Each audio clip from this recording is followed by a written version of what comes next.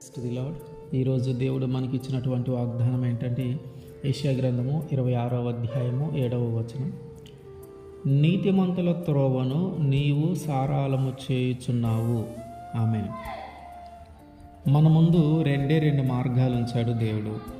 ఒకటి మనము నీతిగా బ్రతకటము, రెండవది అన్యాయము చేస్తూ బ్రతకటం. మనము నీతిగా బ్రతుకుతున్న వారిలోనైనా ఉంటాము, లేదా నీతిగా బ్రతకని వారిలోనైనా ఉంటాం. మనము నీతిగా బ్రతికే వారము అయితే కొన్నిసార్లు మనము మన నీతిని తప్పి ప్రవర్తించవలసిన పరిస్థితులు మన జీవితంలో ఎదురవుతూ ఉంటాయి. ఈ ఒక్కసారే ఇన్ని రోజులు నీతిగానే బ్రతికాను కదా, ఈ ఒక్కసారే కదా, సరే ఈ ఒక్కసారి అన్యాయంగా లేదా ఒక్కసారి నీతిని తప్పి ప్రవర్తిద్దాం అనే కొన్ని కఠినమైన పరిస్థితులు మన జీవితంలోకి వస్తూ ఉంటాయి. ఇన్ని రోజులు నీతిగానే బ్రతికాను కదా, ఈ ఒక్క అబద్ధమే కదా ఆడేద్దాం, ఈ ఒక్క తప్పే కదా చేద్దాం అనే ఆ తప్పించుకోలేని పరిస్థితులు కొన్నిసార్లు మన జీవితంలోకి వస్తూ ఉంటాయి. మనము అటువంటి పరిస్థితుల్లో కొన్నిసార్లు మనము ఆ నీతిగా బ్రతకటము కష్టమైపోయి, ఇక ఇప్పుడు తప్పు చేయకపోతే లేదా ఇప్పుడు అబద్ధం ఆడకపోతే పరిస్థితులన్నీ తారుమారైపోతాయి. ఇప్పుడు దాకా ఉన్న మంచితనం అంతా లేదా ఇప్పుడు దాకా ఉన్న ఆ పేరంతా పోతుంది, ఈ ఒక్క తప్పు చేద్దాము, ఇది తప్పదు ఇక అనేటువంటి పరిస్థితుల్లోకి మనం వెళ్ళిపోతూ ఉంటే ఏం చేయలేక,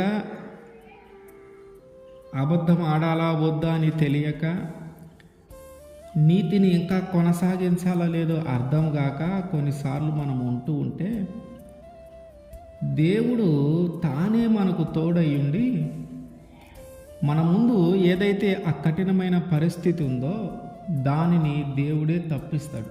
అంటే అబద్ధం ఆడవలసిన పరిస్థితి ఏదైతే వచ్చిందో ఆ పరిస్థితిని అన్నిటినీ దేవుడే సారాలము చేస్తాడు. మన త్రోవను ఆయన సారాలము చేస్తాడు. అప్పుడు అందులో మనల్ని నడిపిస్తాడు. మనము ఎదుర్కోవలసిన మనుషులు ఎవరో, మనం ఎదుర్కోవలసిన పరిస్థితులు ఏంటో వీటన్నిటినీ దేవుడు ముందుగానే సారాలము చేసి సిద్ధపరుస్తాడు. అప్పుడు వారి మధ్యలో నుంచి మనల్ని నడిపిస్తాడు. మనం అనుకుంటున్నాం ఇంక ఇది తప్పదేమో, ఇప్పుడు దాకా నీతిగా బ్రతికాను, ఇప్పుడు దాకా నేను దేవుడికి ఇష్టమైన వ్యక్తిగా జీవించాను, ఇప్పుడు ఈ యొక్క తప్పును చేయాల్సిన పరిస్థితి ఏర్పడింది, ఇక తప్పదేమో అనుకుంటున్నాం. కానీ దేవుడు చెప్తున్న మాట ఏంటంటే మన యొక్క త్రోవను ఆయన సారాలము చేస్తాడు. అంటే మనం ఏదైతే ఆ కఠినమైన పరిస్థితి ఉందో, ఏదైతే ఆ నీతిని తప్పి ప్రవర్తించవలసిన పరిస్థితి ఏర్పడిందో వాటన్నిటినీ దేవుడు సారాలము చేసి ఎప్పటిలాగే మన యొక్క నీతివంతమైన జీవితాన్ని జీవించటానికి ఆయనే సహాయం చేస్తాడు. ఆపదలు వస్తాయి, ప్రమాదాలు వస్తూ ఉంటాయి. ఎన్ని ఆపదలైనా రాని మన యొక్క నీతిని చెడగొట్టడానికి, మనము పాపంలో పడిపోవటానికి, మనము ఈ లోక ఆశల్లోకి వెళ్ళిపోవటానికి, మన నీతిని తప్పి మనము ప్రవర్తించటానికి అనేకమైన పరిస్థితులు మనకు వస్తూ ఉంటాయి, అనేకమైన ప్రమాదాలు వస్తూ ఉంటాయి. ఈ ఆపదలన్నిటిలో నుంచి దేవుడు మనల్ని తప్పిస్తాడు. అందుకని ఆయన అంటాడు కీర్తన గ్రంథంలో 34:19, నీతిమంతునికి కలుగు ఆపదలు అనేకములు, వాటి అన్నిటిలో నుండి యెహోవా వానిని విడిపించును. మనము నీతిగా బ్రతుకుతూ ఉంటే ఆ నీతిని తప్పి ప్రవర్తించవలసిన పరిస్థితులు అనేకమైనవి వస్తాయి. అనేకమైన ఆ ప్రమాదాలు మనం ఎదుర్కొంటూ ఉంటాం, ఆ ఆపదలు మనకు వస్తూ ఉంటాయి. అయితే అవి వచ్చినప్పుడు మనము పడిపోకుండా జాగ్రత్తగా నిలబడాలి.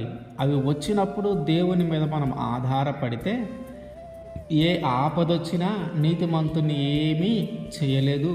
ఎందుకంటే ఆయనే మన యొక్క త్రోవను సారాలము చేస్తాడు. అక్కడ కఠినమైన పరిస్థితులు ఉన్నాయి మన ముందు.